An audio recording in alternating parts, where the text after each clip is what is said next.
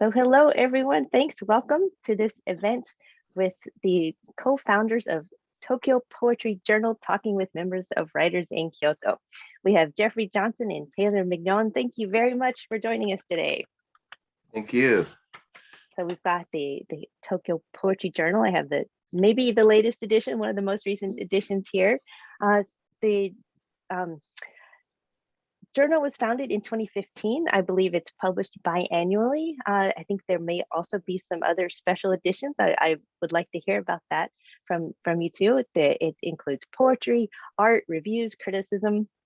The journal seems to be more than just a publication. It's a community of people, and there are live events. There's open mics with reading and musical accompaniment and improvisation, and those sorts of things. So we'd like to hear from you about Tokyo Poetry Journal as this community, or as the catalyst for a community as well. The journal's been covered by the Japan Times, Tokyo Weekender, Wall Street International, Writers in Kyoto, and on other venues. And let's see, let me talk about the two people that we have here. I don't know if there's any order I should start with, but Jeffrey, you're up first on my list. Jeffrey Johnson's a professor in the English department at Daito Bunka University. He teaches literature and culture courses. He's written about comparative poetics. He's active in poetry events around Tokyo, and includes reading his own poetry to musical accompaniment. Oh, thank you. You're prepared. He's the author of several works here. It conjures dream of voyage, haiku poetics, and 20th century avant-garde poetry. The Bachikinan theory in Japanese studies. I apologize, I'm sure I've butchered that. He's translated the land. Thank you. Landforms and climates. And I'll stop there. And Taylor Mignon is our other co-founder here. He was the editor-in-chief for the first 3 years of the journal's existence. And he has advised some Japan-themed issues for Prairie Schooner, for Atlanta Review, and for Vallum. And he's translated the surrealist poet Shozo Tori, and that was published as Bearded Cones and Pleasure Blades. What a title. And he's edited the special edition of the journal, the Tokyo Poetry Journal, on the Japanese beats and buto. And that's the introduction, the data to who they are. Also, to introduce them, we've got a couple of clips of both of them reading poetry, and these are quite a treat. So this is a good way to start your Sunday morning, or if you've been up for a while, I don't know, a good moment to break. Give me just 1 second. Okay, first up we have a sort of duo, a duet here, I guess, by Taylor along with Todd Silverstein, Buttered Young Battered Young. And let me share that.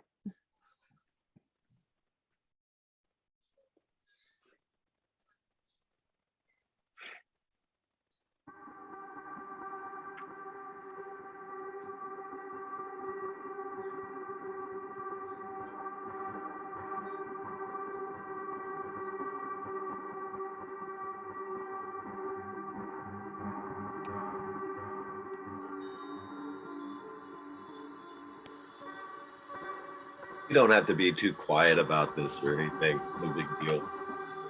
Okay. Buttered Young, Battered Young, and the YOLO Orgy. Raw and rhymes, rough fisticuffs, tan-tan bomb. Power-proof ton-ton man, big buff nuff famalam I am. Philtrums lapped, spent, splayed by tongue's scrum. Then scrummage at garage sale of rubbage my homage. But am who to emulate? Ingrate, unconcentrate, baggage agonista. Grape concentrate fashion agonista, dudette don't die on that diet. Too thin-skinned to sin, boyo. Nape it, niet. Yet slurpin' margarita, collective unconsciousness on holiday forgets. Better bet, be better. Buttered young, battered young, airiest baboons. Out primordial sludge, 31 offers cookie dough and fudge spoon. Our hunger, our boil, tessera coil, lightning's lamb from the loom. I am from the loom, fruit of the loom, our doom, a foil for whom? Undoom the room, unwhom baboon, babble to boil. Band name ideas have a hullabaloo over how to spell hullabaloo. Brand new to do, Pettigrew's crew, triumphant, resplendent. Resplendent. Izod, Polo, J. Crew, Hollister, Abergawi and Fitch, American Eagle, unravel at logo orgy. Unravel at logo orgy. Cast off, wax on, come mammon, kink Kong, rise up, crane kick Armageddon. Crohn's, Helios Creed howls, Armageddon, and sneers, I'm a gentleman. Then, whimpering allows, less shallow than bear. Slap on that bass line, Fishman psych solo. Tap on that YOLO, riff as thunder, loose singularly strumpets. Snapping hat emoji, sniffs asunder, caboose, scrumptious, sink carpet. Thwart circuits, madcap heart sensoji, thumps profuse, bumptious and pink. Yo, Cap, ain't got no beef with your heart. Peace bump, headbutt.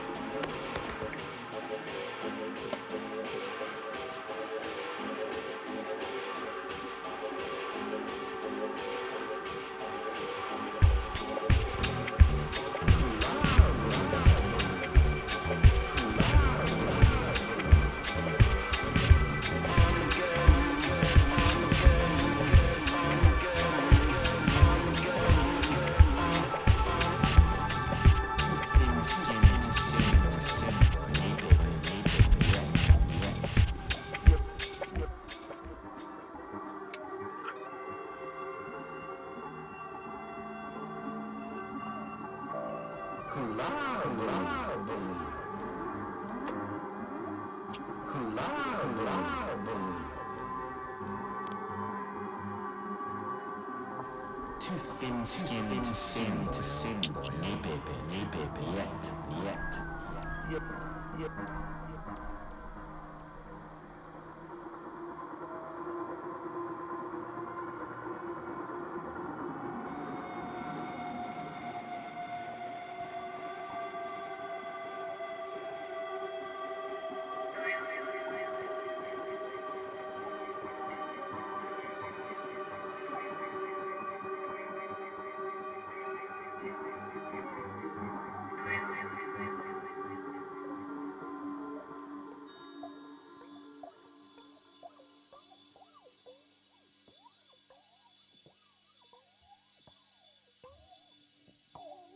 Vintage Mignon.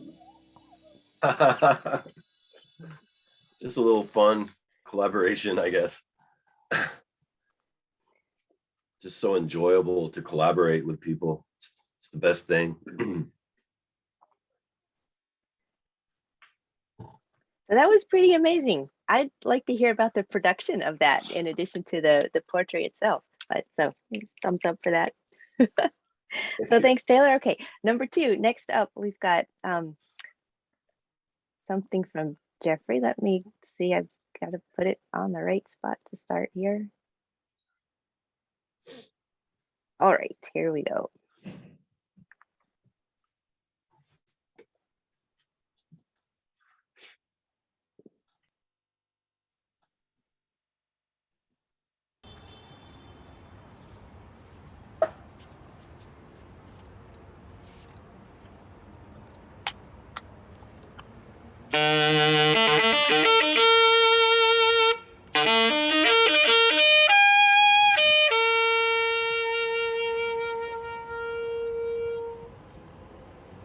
half hope to find you, sifting through the Lake Biwa treasures, the right walking stick, glass shards smooth as stone, another baseball.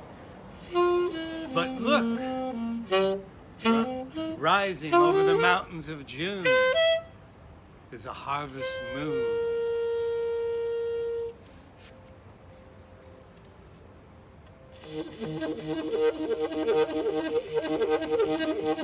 Weaving through the crowd, right shoulder bent in supplication to a lifetime heavy load. A stylish man in black weaves his way through Saturday night.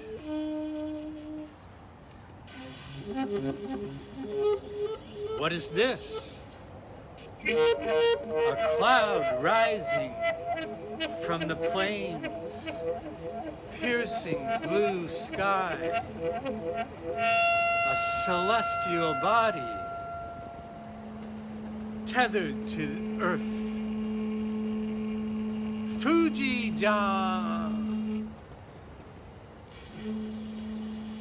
Cicadas drop like flies after a swan song.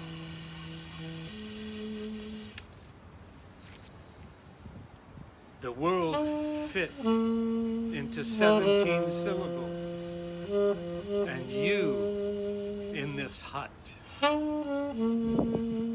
Wood and straw through cracks enter Buddhas and insects, made of air between pines and rocks, rises the poem, interwoven vowels and consonants, house the world. The bones of centuries, pains to rocks and mountains, are weightless here. What I say consists of just 3 lines, a hut of syllables.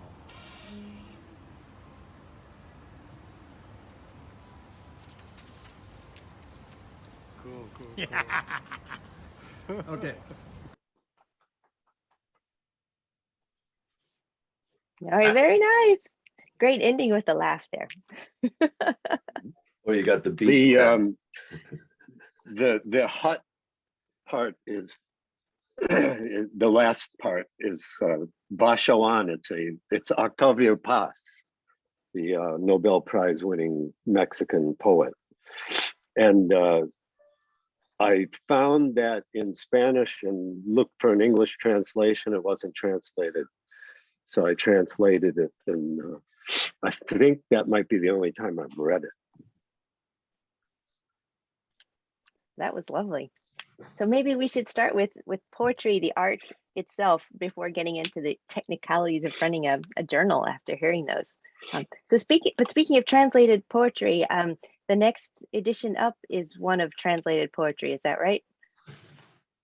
Yes, 12. 11 is going to be out any minute, and it's submissions, all submissions. 12 is translated poetry, and translation is really Jordan's forte, and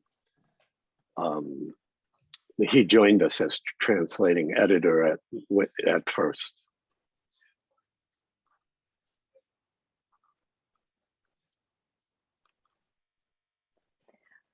So let me, I guess, go back to Taylor for a second and putting together something like that video. So, well, both of you had poetry and music, which is something that a lot of members of writers in Kyoto like to do as well. We have open mic events with this similar kind of thing. But putting together that video, what what all is it involved in that? How would one go about, sort of creating that? Did you do it yourself? Did you get someone else to do putting the sound and the all of the effects into Yeah. that? So we first wrote the poem, and I think we wrote the poem as a collaborative email exercise. So I would send a line, and then he would send a line back, but it wasn't something that we belabored over. It was more or less off the cuff. And then we would get together, then we would record our voices on just a simple mic, nothing really professional. And then I'd send the vocal recording to my wonderful gifted he's more of an illustrator, but he also provides music, soundscapes, he likes to call them. And so he would put his music behind it, and he would then later send us the result. And I'm always wonderfully surprised at his work. Yeah, he's amazing. David Severn. Yeah. Thanks. We've done a few things together, and yeah, it's not music per se, but more kind of a background. You're letting the voices and the poetry come first, and then the soundscape, yeah, is more of a support.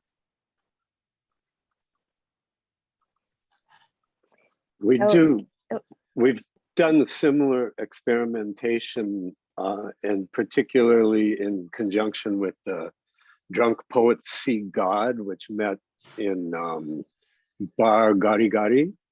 And Edward Levinson has been maybe a few times, maybe more. Wait, No Ed, you're mic. muted.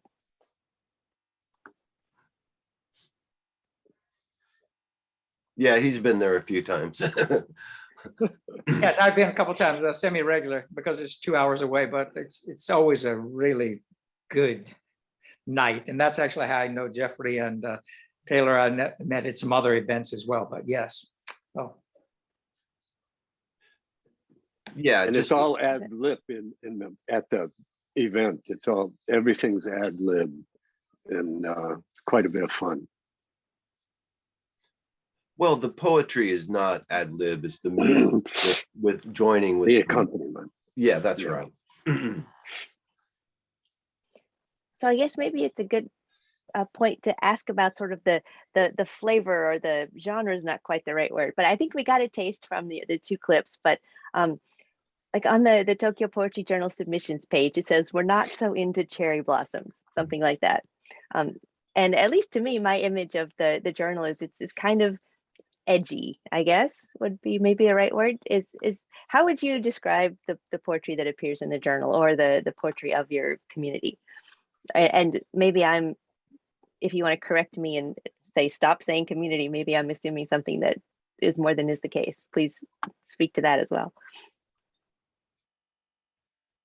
I think we've become a community.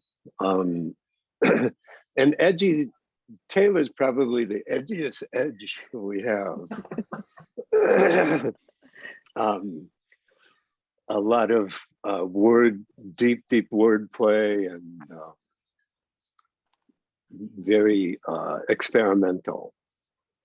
And he's a fan of avant-garde poetry, and like how do you say it?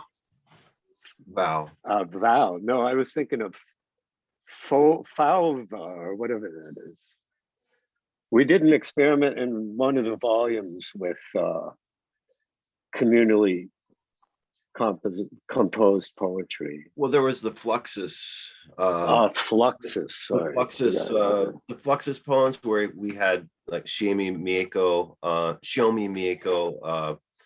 I think Ichiyanagi Toshi, from the High Red Center of Japan, the group, the artist group, and Yoko Ono, and then we had permission to reprint, so we made it like a collaboration where I randomly chose people to come up with a rejoinder to that, and then so that was with the Jeffrey Johnson edited the music issue, and for volume 3, and that was kind of helping to bring around community. But I've never met Yoko Ono, so but the important Fluxus artist Shiomi Mieko praised the method, how we did that, and we got a lovely letter from her, so that made us all so happy. Yeah, I had a brainstorm for putting together that volume, and that was to use QR codes so that people could listen as they read, with the music, listen to the musical accompaniment and and the poem as they're reading. And people have asked me about that since too. That's really smart thing to do to get your poetry known, and made comments like that.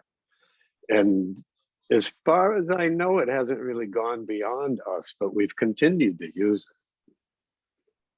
I thought it was That's really interesting. So the QR codes, is that in the printed journal? Is it available somewhere online? How do you? It's right at the poem in the printed page. And so is any of the content of the journals available online? Is there some sort of digital description, or is digital subscription, or is it all paper? 10, the one that you just raised up, is digital, but that's the first time we've done it. And printing costs are so high that we've barely scraped by because of those costs. And so we've thought again about how to deliver something like POD. We looked into POD, and nobody's quite satisfied with what we've been able to find. So we continue to go with print more than not. And so Right, everybody that works on the journal is a volunteer, is that right? Everybody, all of us. oh yeah. And so you cover all your costs just by the sales of the books, of the. Oh, right? no, it's a Or university kenkyuhi. Okay. A few of us are professors and get kenkyuhi, and I've put about half of my kenkyuhi in the last 5 years into the journal, as have others. So Writers in Kyoto is not the Kyoto Journal, but a lot of the people from Writers in Kyoto are or have been involved. And so I think a lot of people here are familiar with those kinds of challenges and may have a deep interest in asking you more about that. So if that applies to anyone here, please feel free, like I mentioned before, to go ahead and jump in with questions as we go along. So anybody want to, let me just leave that open for a minute to ask about the mechanics of running a journal. Well, I wanted to say something about the kind of poetry that we're interested in, and oh yeah, please. Well, so I love haiku. Don't get me wrong about that. But it has become such a cliche that that Japan, the only poetic gifts that Japan has to offer is haiku, and it is, to me, that is an extreme shame, and part of the reason, well, part of my my mission is to break that preconception up and try to break that stereotype down. Rather than haiku, I'm more interested in bareku, the breaking propriety verse in the middle 1700s, where very, very sexual sexual work, but it gives a window into the psyche of how Japanese people really are. But not only that, that there is a lot of cutting edge material while Japan was becoming industrialized in a coevally, where at the same rate, these movements coming, Yamamoto Geigo, or literally delirious talk, which preceded the surrealist movement. And Miriam Sass wrote a wonderful book on mentioning that, and Japanese surrealism, and even like the Han Geijitsu group. They were before the Fluxus group and doing quite a lot of Fluxus type of works. So that, and by the way, if you're really into haiku, I would really recommend Philip Rowland's magazine, Noon, magazine of the short poem. His is excellent. Journal of the Short Poem, edited by Philip Rowland. It's more short verse rather than haiku per se, but that is top notch. I'm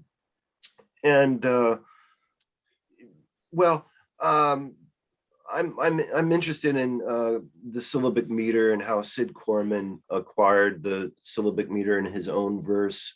I used to go to Kyoto quite a bit to study with Sid Corman. He was one of my teachers for my MA. But so that part of sort of Sid's objectivism of using hardly any adjectives and experimenting with the syllabic meter was a big thing for me. But overall, I would say that unwittingly, like the beats have, you know, even kind of Rex Roth, who stayed in Kyoto, and Gary Snyder, who lived there and for 10 years and mastered the language, that they were promoting this stereotype unwittingly about haiku and so on, where Snyder was focusing on Miyazawa Kenji rather than what was happening in real time, more of his own manifesto. But so we're interested in work that is influenced by Japanese culture at large, art, film, and as far as Japanese works go, that from, say, the Taisho from 1913 to on to 1990s, that there's this huge area that has not been developed. So instead of recycling the same old haiku writers over and over, let's do something new and let's show the edgy stuff that was really happening. Excuse me. Manifesto. Do you think that that's going to maybe come to fruition in this next edition that's on translation? What kind of content do you see in that? Because I'm wondering how much editorial focus is going into that versus people who are submitting, or, you know, it's going to be decided by what comes in.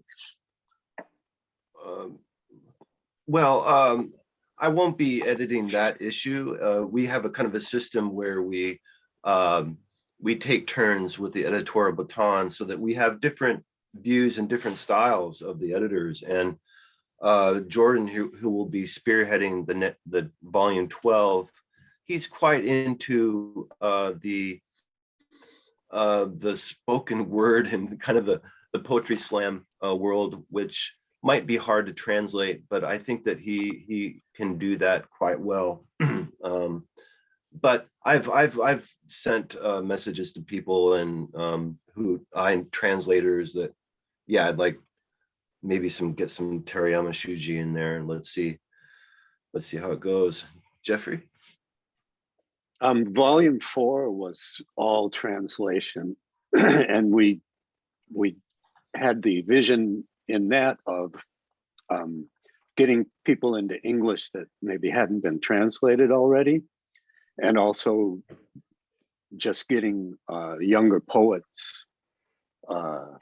So it's very contemporary poetry, and I assume there'll be a lot more of the same in 12.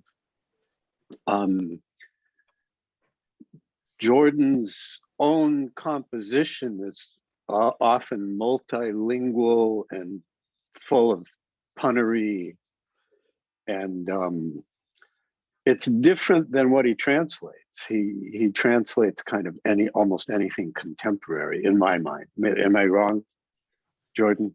I had Jordan. Taylor. That sounds about right. Yeah. Yes. Quite new. The volume 4 was the Heisei generation focus, and he's quite, more than anyone else, he's quite on the pulse of what's going on in contemporary younger poets. I'm not sure if it relates to any particular movements other than the poetry slam, but yeah, kudos to his work. Yeah, so you don't have the real translator here to speak for that, what we do in the future in terms of translation. We do go into a volume with a concept, kind of an overriding concept. It doesn't mean that that's the only thing, that's the overriding spirit of the work. We try to put in some submissions all the time, and we try to mix it up. But there will be, like, volume 2 was kind of feminism and Japanese women poets, and Barbara Taylor already said we kind of mix up the editorship. Well, while Taylor was editor-in-chief, Barbara was pretty much in charge of volume 2. I was pretty much in charge of volume 3, Jordan of 4. And we tend to, that's the way we roll, I guess,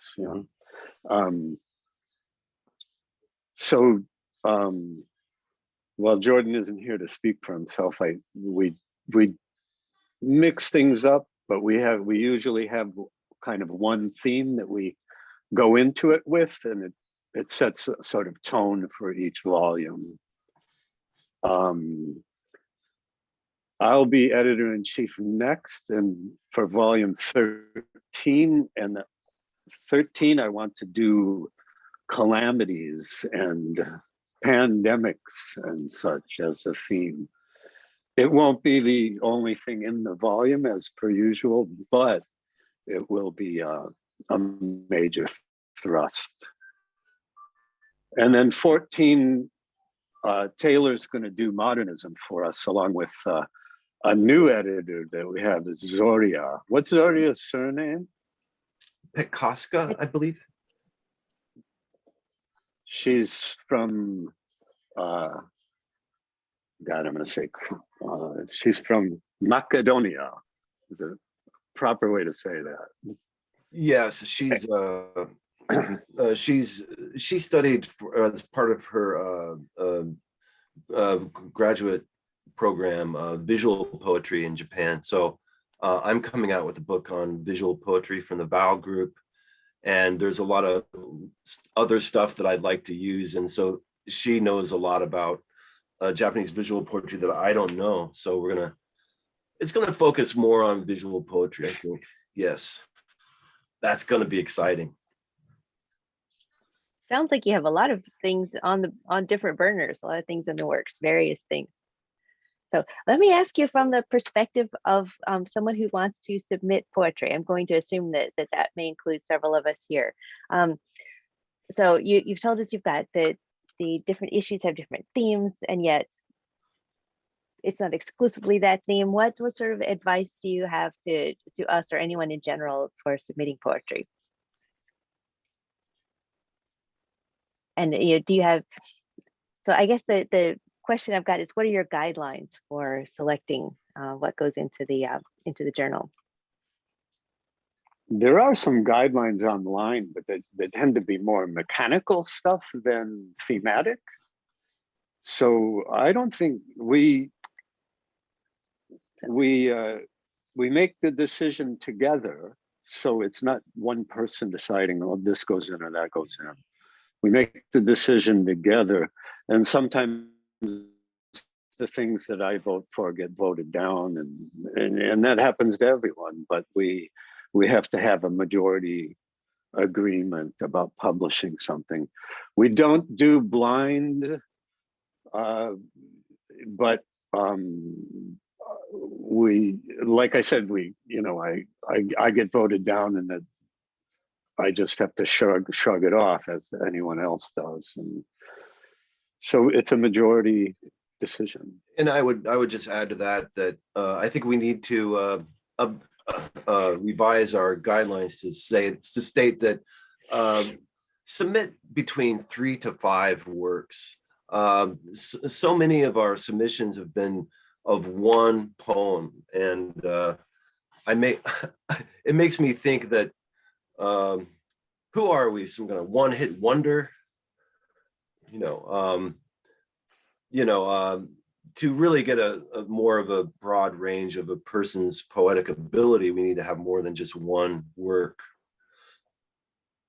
And if someone submits multiple, we may only choose one of the poems, but we have more to choose from each individual if there's a multiple submission, and probably then increases chances of getting published too. Yeah, but you can see the guidelines online. We do have a site, and you can order our issues and everything online. And just try to go through that proper route. Don't try to go through the sideways and say, through Facebook or something like that, and try to send us a message. No, just go directly and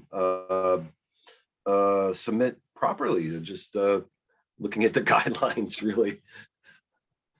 And, mostly they come in via email, and our email is topojo2015@gmail. So that's part of the ticket. Let me sort of recraft part of this question a little bit, and ask you, push the end of the evaluation a little bit more about how you can make an evaluation given the very personal nature of poetry. And before I stop talking to let you answer that, this question may be coming largely from the perspective of the writing competition that Writers in Kyoto runs. And it's some submissions are poetry, but everything is it's very, very short. I think it's a 300-word maximum. So it's fiction, and so they're making these sorts of evaluative judgments. So maybe what advice do you have to us who are in a similar position of judging creative work like that?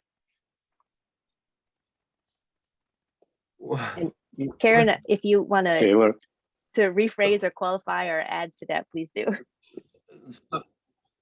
Taylor, put your head in the lion's mouth. Wait a minute. So subjective nature seems like it seems like a slap in the face or something.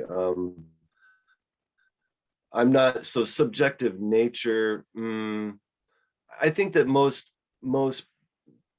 editors or poets can recognize good writing. I'm sorry, I didn't mean subjective from the evaluator, but from the other side. Sorry, go ahead. Well, we do, almost all of our work has some connection with Japan. And always the content doesn't necessarily have to deal with Japan, but the person has to, at least in the bio, has to have some connection. But yeah, I don't the subjective nature, I don't really see that is an issue. I think we just sort of recognize good writing itself. So actually, I'm looking at this. This is originally not my question, and I'm not looking at it well when I read. It was originally written as the personal nature of modern poetry. Oh, personal nature. So yeah, I'm thinking. So I've misguided you there with subjective. Well, didn't Pablo Picasso say that if you can imagine it, it's real. And isn't writing can be like an art form. So I don't see a conflict with that. But I suppose well, one thing I love about Jeffrey's poetry is that he uses a lot of concrete particulars, that it's not these abstract nouns, it's not these cheesy adjectives, but it's kind of like no idea but in the thing. And I think that is quite important. Jeffrey, can you continue? Well, actually, we do have kind of our own poetic orientation stated in, I don't remember if it was volume 1 or 2, but Taylor just used a kind of a turn of phrase from Ezra Pound, or I guess later derivations of that notion were performed as concrete particulars.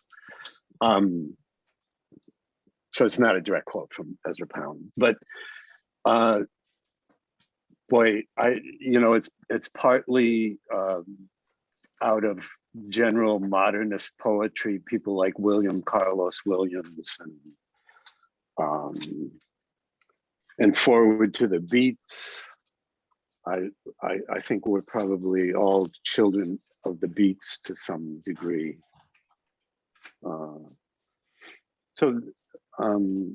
But as Taylor said, we look for quality, and if enough people agree with you on this one has got the quality we want, then you get in, in our meeting, right, in our selection meeting. I don't know if I can be any more specific than that. Yeah, thank you. So let me just again invite anyone here who's so far just been listening. Yeah, John. Turn your mic on. All right. Thank you. Yeah, I was struck by the feeling of the beats in Taylor's poem, and I very much enjoyed that issue that you did on the beats. It was wonderful. I got the feeling that's where your heart is, and it seemed Allen Ginsberg-ish, the piece that you did. But that's not my question. My question is, how do you handle rejection when you decide that something's not of sufficient quality? How do you go about telling the person concerned? That's it. I would say one aspect is if it's close and we feel that it's needs a little encouragement or polishing or something, we give that kind of feedback via email to the submitter. Yeah, there's a lot of stuff that it's just not good enough, and in that case, I guess we're quite a bit colder. I don't know. I don't think I've ever done any of the email responses to submissions. We mix up all of the duties as well. I don't know how I've escaped not sending rejection letters, but so far I have. Yeah, and sometimes you can tell that there's some quality there, but maybe they only sent one poem, so it would try to be encouraging. Yeah, please consider us again. But this time I'm afraid no. Yeah, there is usually something that you can see, and that everything else is on brand, but oh gosh, this particular one we need a little bit more material, so please send us some more work again. Thank you.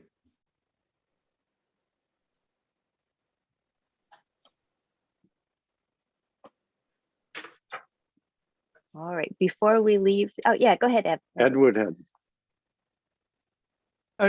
Okay, just a short comment. Yeah, it's always nice to see everybody, and Taylor and Jeffrey. I've known them from the different events, and the advice of submitting 3 to 5 works is very good, because I actually did it, and they published one of my poems, which was very nice. And I also enjoyed the Beats issue and the Heisei issue, which was contemporary modern Japanese poetry that I probably never would have seen elsewhere if not for the Tokyo Poetry Journal. And their live events, launch parties are always a lot of fun, as was my one question is, it's not exactly completely about the journal, but I know that Jeffrey is sort of a quote academic as well as Taylor, and you have your academic publications that you've done, and Jeffrey has just published his new volume of his own personal poetry. I'm kind of wondering how you, as a creators, or how you sort of keep separate, yes, how you keep separate your sort of academic writings and works that you need to do with your personal poetry. It's not exactly a question about the journal, but I think in a way it is. So if either of you want to make a short comment, it'd be nice. I don't know what Taylor would say, but I would say that there are 2 very distinct functions. And when I write my own poetry, I don't have the critical part turned on. It's, I don't even want to think about it critically until much later.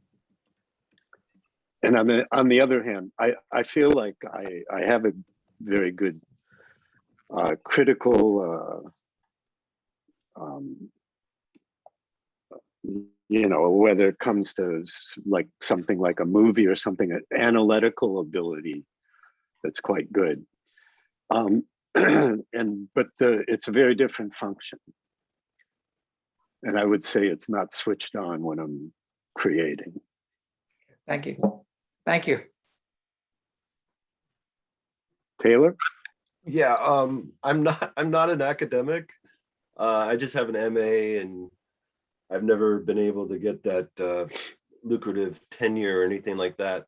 But I guess I'm an outsider, and I like being an outsider. It fits my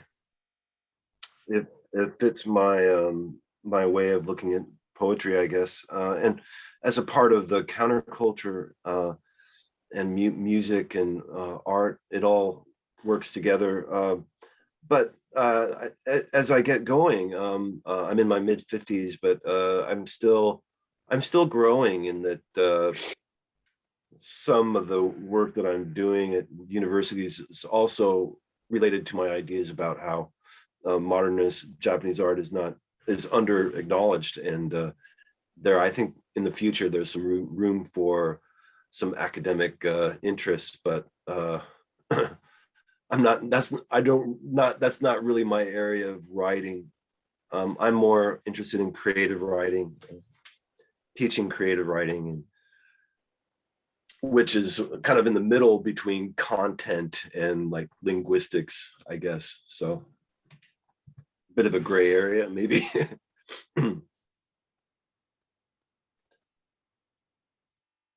Thanks. James, did I see your hand go up? Yeah. Can I just, first of all, I'd just like to say how much I enjoyed the Beat issue, which I just read recently. That was wonderful, I thought, and the new number 10 issue. I also have a 1998 printed matter book on the sofa there, which I haven't got too far into yet, but I did look at that as well, and that looks extremely interesting too.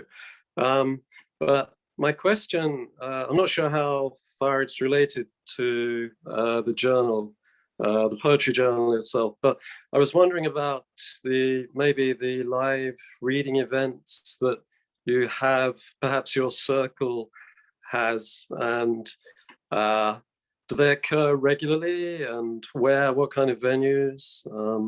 Could you say a little bit about that? Well, yeah, the last time we had a book launch, and that is how one way that we generate funds to help pay the printers is to charge something at the door, and you get a drink, and then you get a copy, and then we throw a little bit. Well, the drink part would go to the bar, to the venue, but sometimes we have brought in 100 people. Would be pretty great for us, and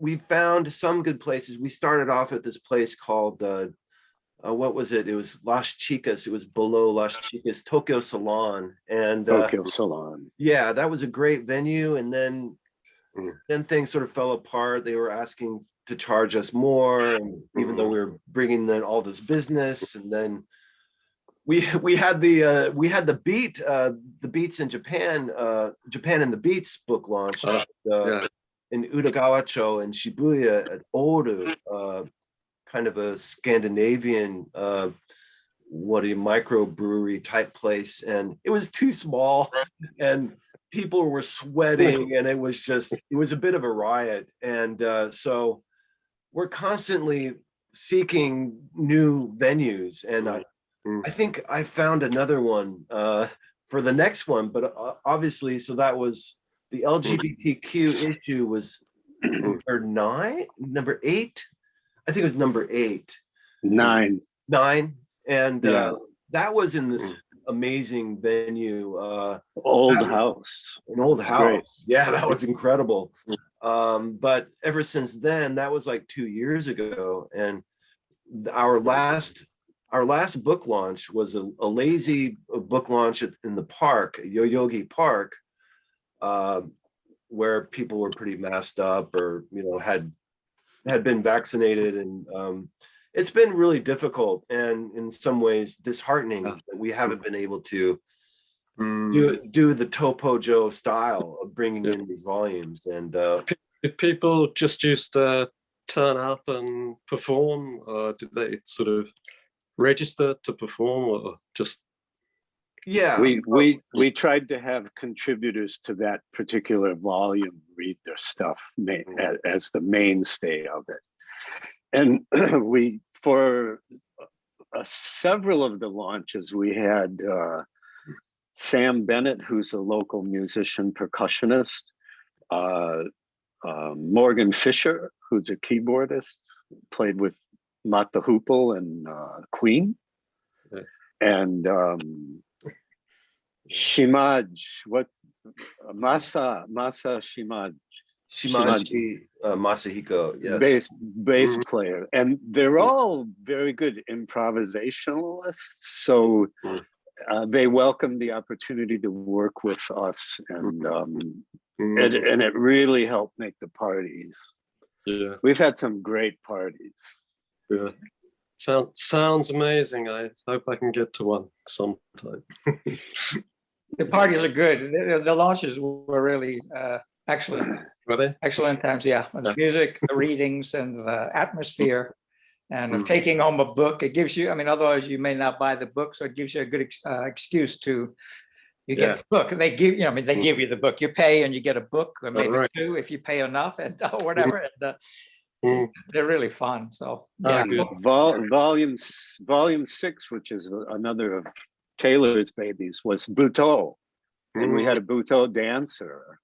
Yeah. And he destroyed the stage at the end of his act. He did. It was fantastic. He literally broke the stage. Rock and roll. How much do you charge for entry? When's the next one? We usually charge $3,000 at the door per person, which would come with a book and a drink. And and then the drink, the part the drinks would go back to the bar. And it's been tricky and a very sensitive issue on how you know, if we let everybody in for free, like the contributors, then we wouldn't make anything hardly. So sometimes we have to ask even the contributors to pitch in a discounted door fee, but it sometimes can bring, you know, it's very sensitive and very hard to ask. Yeah.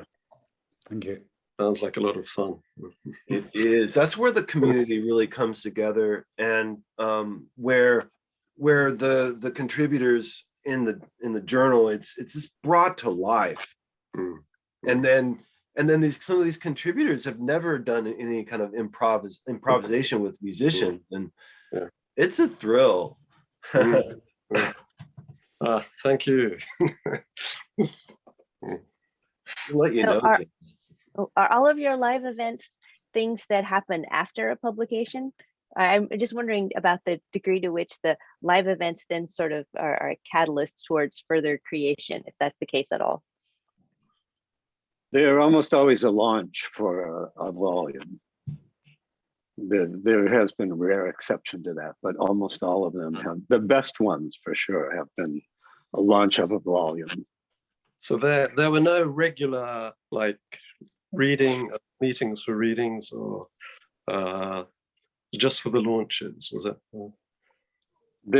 The Drunk Poets See God was one kind of place for Taylor and I to scout talent and invite people in. And it was also Morgan Fisher, I just mentioned, and Sam Bennett were often, well, Sam was a co-host, and Morgan lives in the neighborhood, so he was often there. So that was one sort of part of the community, one manifestation of the community. Thank you. And there's also in Ebisu, there's a bar called What the Dickens, and it's the first Sunday of every month.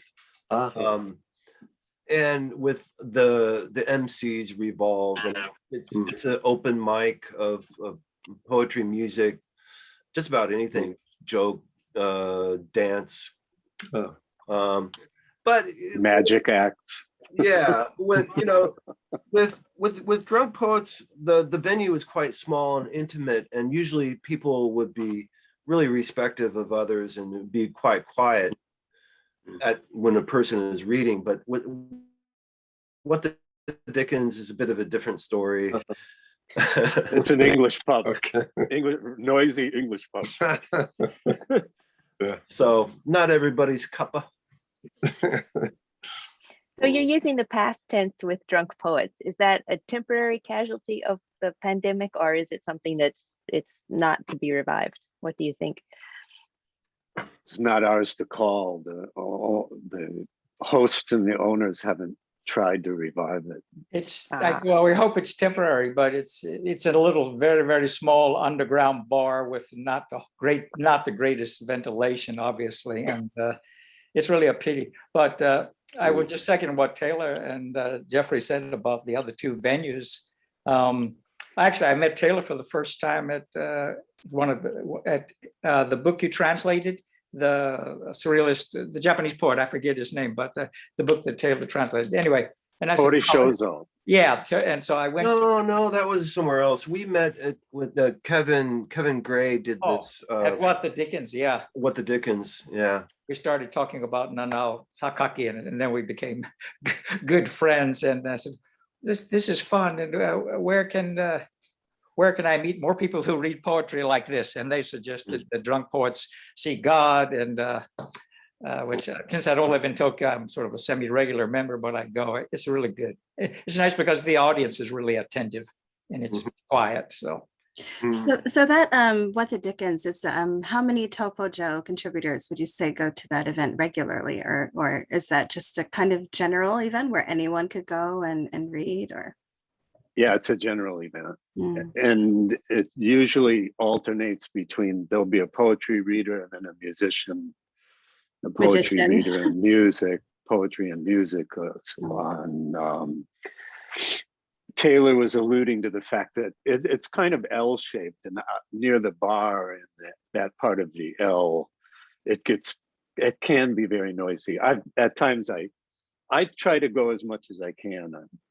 I appreciate the fact that they have open mic for us and stuff. And so I go in spite of the fact that sometimes I have to shout into the microphone, and still I'm washed out by the noise that goes on, but it makes for thick skin. Switching topics a little bit, Edward just mentioned Nanao Sakaki, and the first time that I met Nanao was in the mid-90s in Kyoto at the Kyoto Connection. And that was amazing. There was probably one of the things that I think I was organizing events before then anyway, but that was something that, was like a variety show, and that was an amazing thing. And I hope there's something like that can also be happening in Kyoto as well. You read with Allen Ginsberg at Saber Cordo, didn't he? Kyoto University's Saber Cordo. That would have been in the 90s, I think. So saw both of them on the same stage. Yeah, that was fascinating. Right on.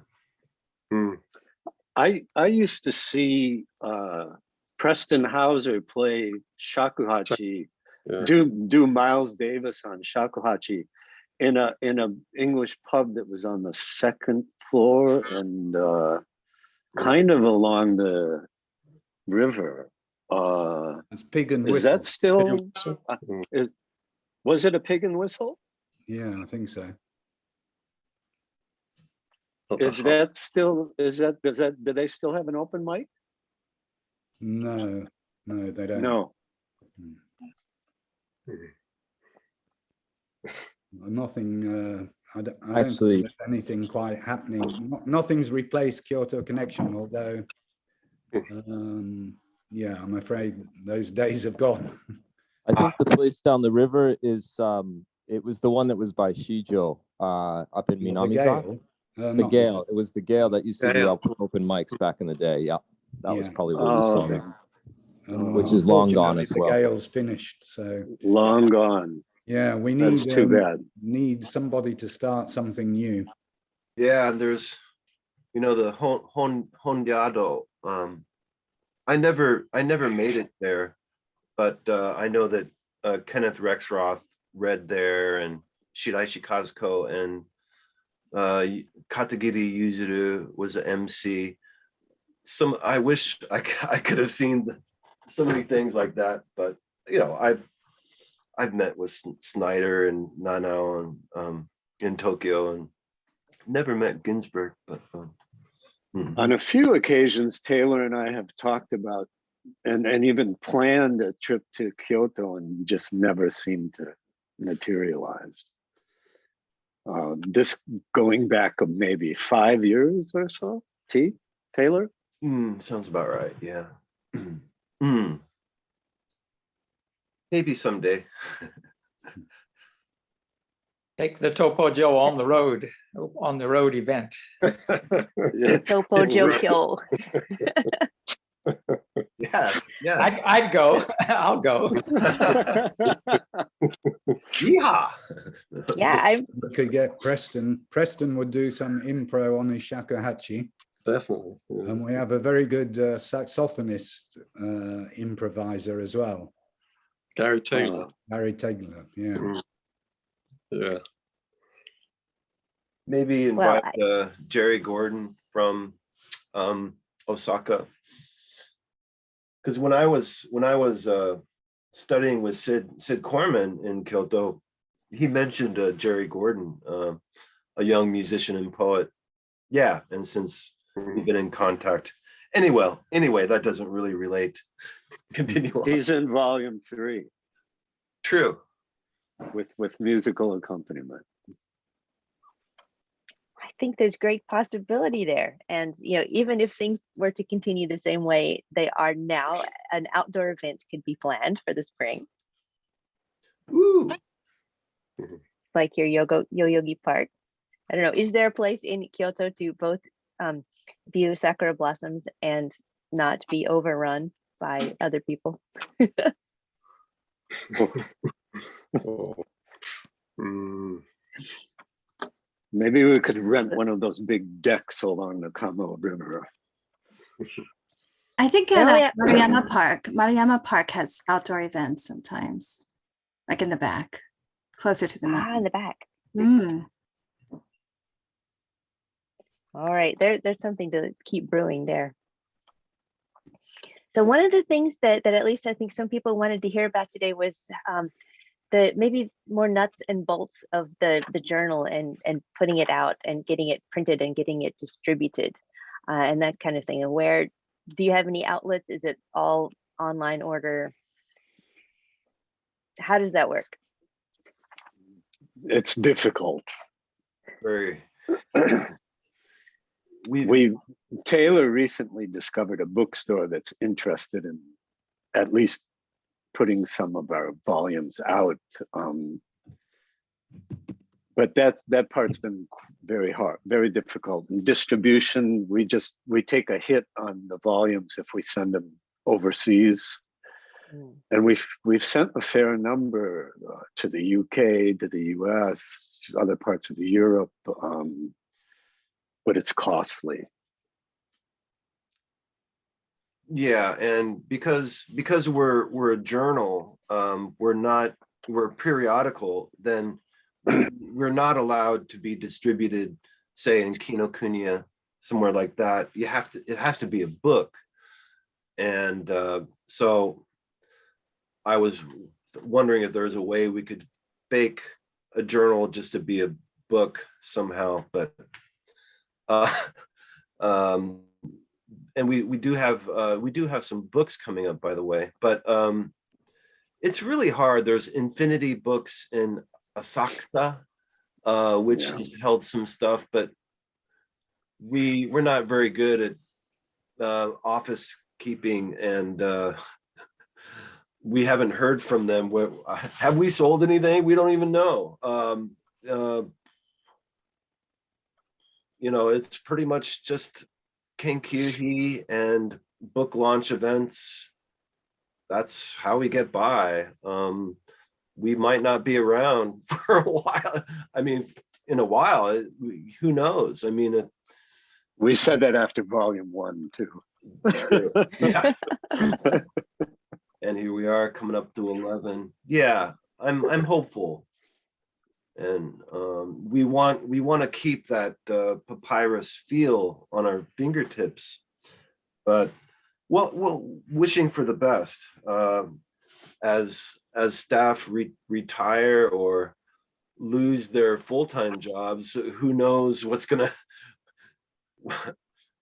we'll be on the streets just trying to hawk our wares. I don't know.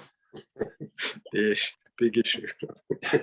That's right, exactly. That's what I had in mind. But then we've thought about, maybe trying to have more bilingual issues, and sometimes we have had Japanese in the issues, but I don't think that's going to really cut it necessarily. Well, let me ask you about the subscriptions. If someone subscribes, when does it start? What's the first issue you get? Is it the one that most recently was published, or is it that you'll get the next one that's coming up? Good question. The most recent, I think the most recent. And so if a subscription for a year comes in now, maybe they want 10, maybe they want 11. I guess they should be consulted, but I think they'd get the 2 adjoining volumes. So the person would get 10 and then be in the pipeline for 11.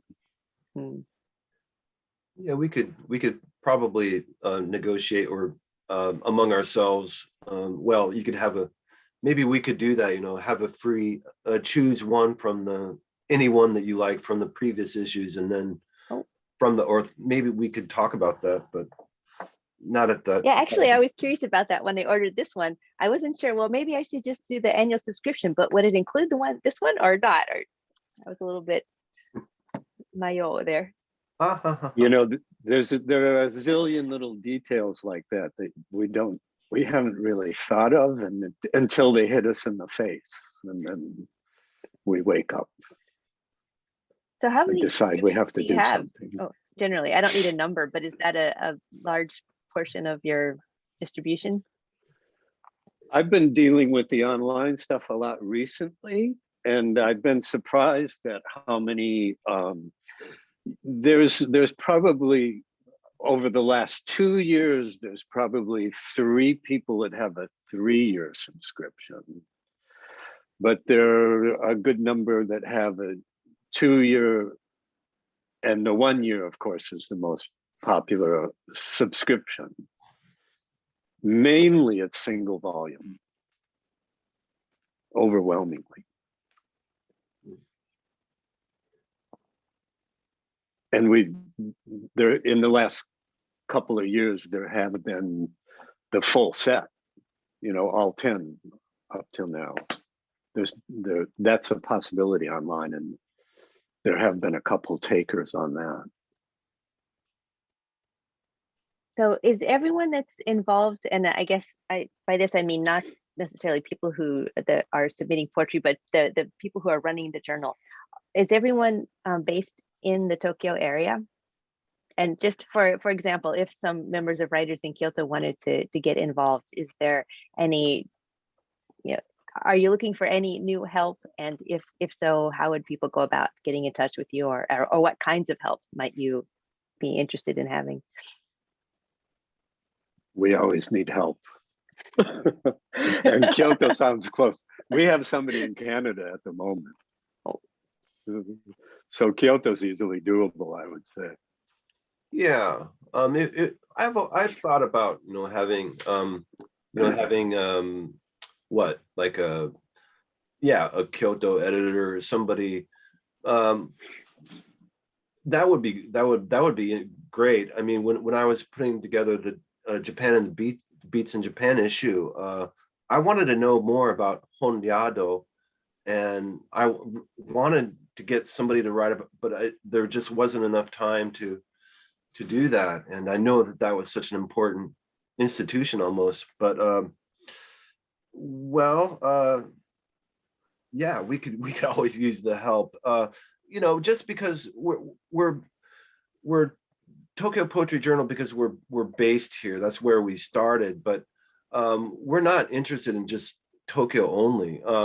I'm interested in Ainu work. I'm interested in what Okinawa has an interesting syllabic form of 8-8-8-6 syllables called the yuka, and things like that. Or I don't know much about. Would like to learn more. I'd like to know all over Japan or overseas as well, that have a great interest in Japan too.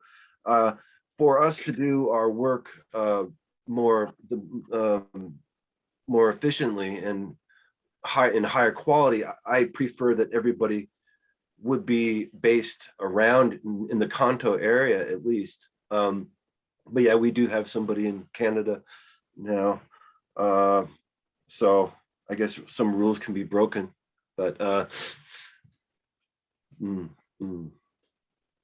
Thanks.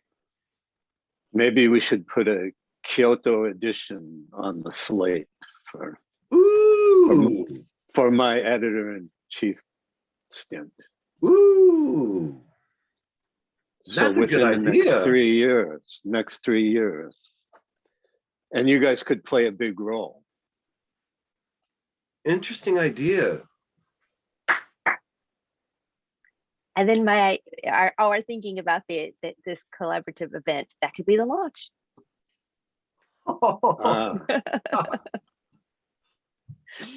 Yes. But I admire so much in Kyoto. I mean, I loved hanging out with Edith Schiffert. She was lovely. who is that poet? Kind of a almost kind of a Zen-like poet, but I still like it. Who is that guy? John, you know him very well.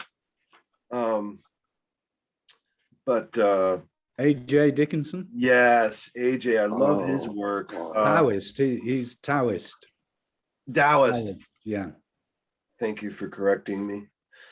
I just, there's so much history and literary history, and Rex Roth would say that, well, Sid Corman made Kyoto the center of American poetry, but now there's nobody, it seems like, except maybe AJ and Mr. Mark Richardson. Are you at Doshisha?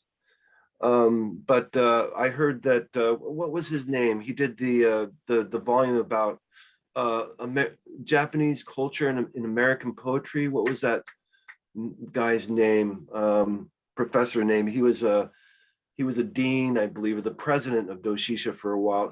Kodama Sanehide. He wrote really well about how Americans acquired, Japanese culture. It's just such a rich history that I really respect. Lots of currents flowing here. I think we're aiming to wrap up in the next 10 minutes. We're shooting for 12:30. So are there comments and questions you've been sitting on that you'd like to get in before we finish? Anybody?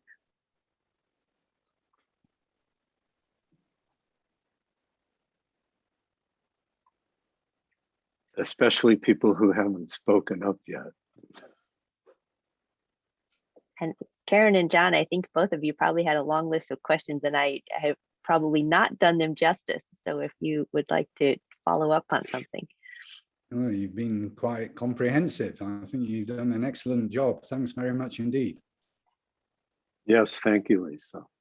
Thank you two for coming and sharing with us today. This hopefully is not just a one-off thing. It sounds like there might be, collaborative projects in the offering. And maybe some Lisa poems as well.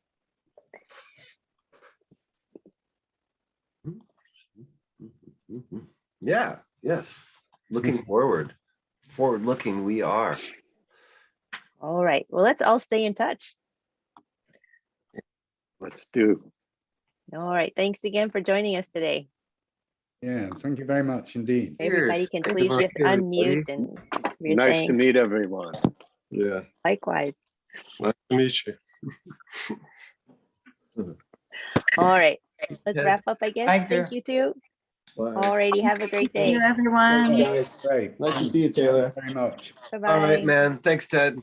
We'll see you in Tokyo someday and come down here and play sometime as well. Yeah, I'd love to do that. Sounds good. Yeah. All right, man. Good afternoon. Thanks again. Laters.